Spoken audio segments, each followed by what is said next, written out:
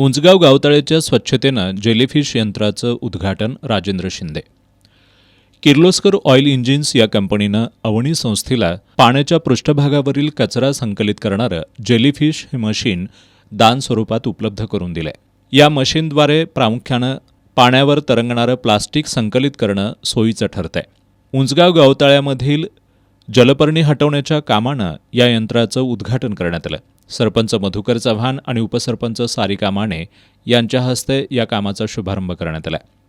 यावेळी बोलताना सरपंच मधुकर चव्हाण यांनी उंचगाव गावतळं स्वच्छ झाल्यामुळं उंचगावच्या सौंदर्यात भर पडणार आहे. अवनी संस्थेनं हा उपक्रम राबवण्यासाठी केलेल्या सहकार्याबद्दल सरपंच मधुकर चव्हाण यांनी त्यांचे आभार मानले. अवनी संस्थेच्या अनुराधा भोसले यांनी या यंत्रामुळं उंचगावबरोबरच जिल्ह्यातील अनेक पाण्याचे स्रोत स्वच्छ व्हायला मदत होईल असा विश्वास व्यक्त केला.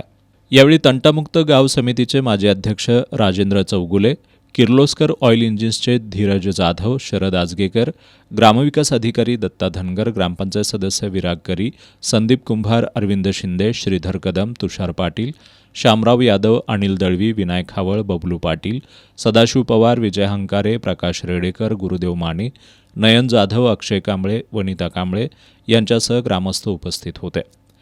जेलीफिश यंत्राच्या साहाय्यानं उंचगावमधील गावतळ्यातील कचरा काढून तळं स्वच्छ करण्याचं काम 4 दिवस चालणार आहे.